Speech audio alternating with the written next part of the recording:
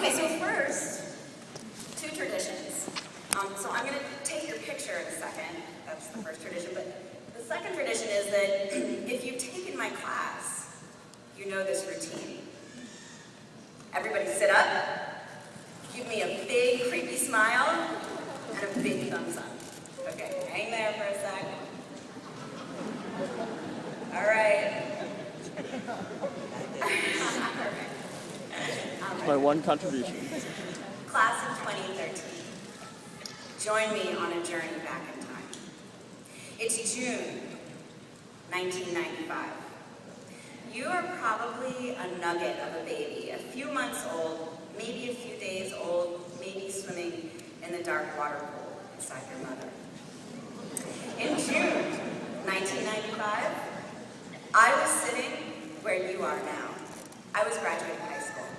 And now you're doing the math, and let me just tell you that I'll be 36 in July, so you just stop doing that. So I was graduating. My mother and father were sitting in the stands watching me proudly, as yours may be. I walked across the stage, grabbed my diploma, walked off the stage, and into my life. Now, if you had taken that girl aside at that moment and told her that she would one day be a high school teacher, that girl who spent her high school telling authority to shove off, who shaved her head and wore black lipstick, if you told her that she would grow up to stand in front of the class of 2013 and tell them that the most important thing that has happened to her in those intervening 18 years is that she became a teacher, that girl, she would have laughed in your face and told you to shove off. Let's pause there for a second as she breezes past you to walk off to graduation night. We will come back to her. Let's turn instead to something more current. An article I read on your generation, the millennials, as you are being called, whether you like it or not, that criticized your generation for being, on the whole, an overly tested, overly scheduled, goal-oriented, dutiful generation. But as I read those criticisms, it dawned on me that my students, that you, are going to change this world. I feel it in my bones, in a way that I hadn't felt for my generation. What is it about you that makes me feel this? Let's take a closer look at some of those criticisms. Your generation is criticized for growing up with so-called helicopter parents. They hover over you, emailing your teachers, checking your grades, prodding you forward, always forward. But here's the thing. According to research, you are on track to be the generation that feels most connected to your parents. You rely on them, trust them, and they shelter you so that you can continue to grow safely. You may be deemed a dutiful generation, but what that just means is that you understand responsibility and commitment. So I think, what amazing changes will happen to this world when your generation's deep feelings of duty extend beyond your own family and out to your community, your environment, and to the world at large. You have also been criticized for being the busiest generation, always being shuttled to soccer practice, piano lessons, work, volunteering, clubs, SAT class, rehearsals. Each moment of your lives scheduled. People say that this doesn't allow you to play and be free.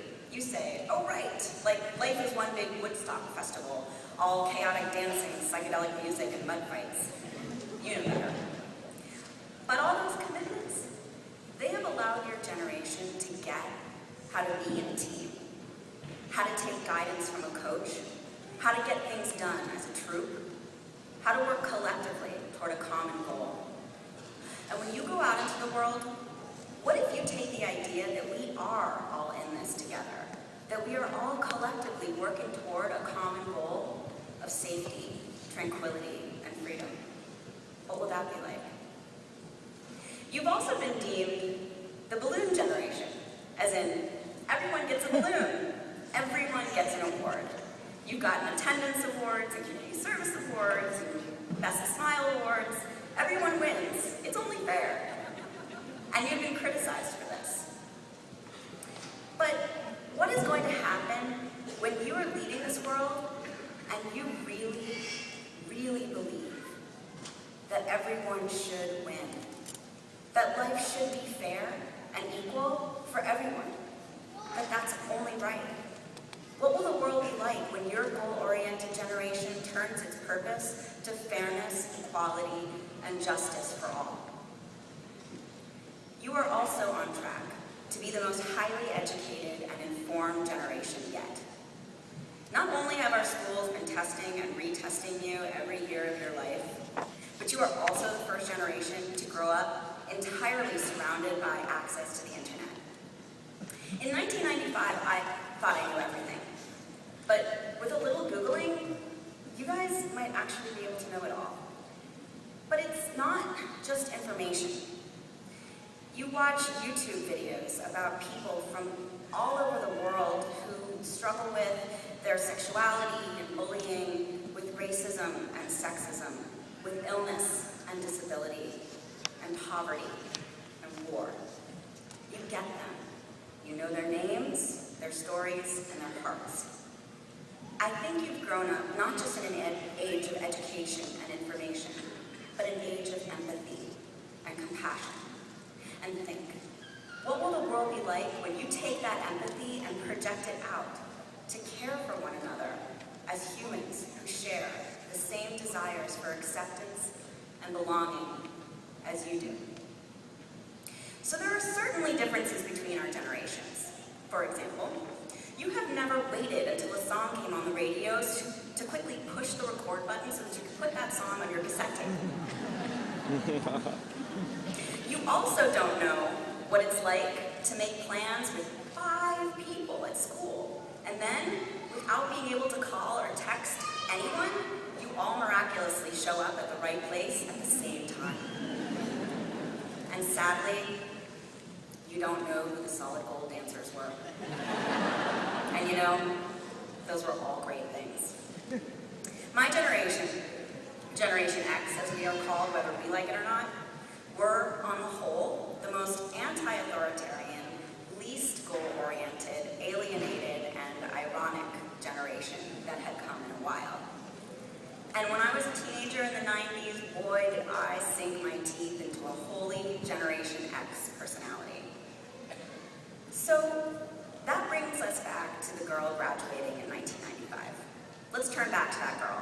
Let's sit down with her for a minute because despite all appearances, we know she isn't unreasonable.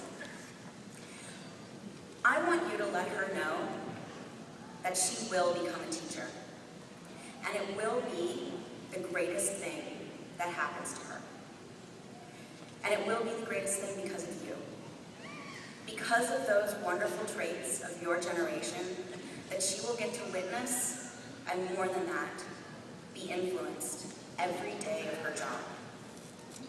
She will get to see your empathy, your duty to each other and your family, your acceptance of each other, and your desires to help each other and lift each other up and bring out the best in each other. She will get to watch you grapple with learning disabilities, with learning English when it's not your native language. And she will watch you find strength in writing 4,000-word essays and recovering from huge mistakes and standing up for someone who can't stand up for herself. She will watch you and she will know that you are going to change the world. But first she will realize that you have changed her world. She will come to work every day to be the best version of herself she can be.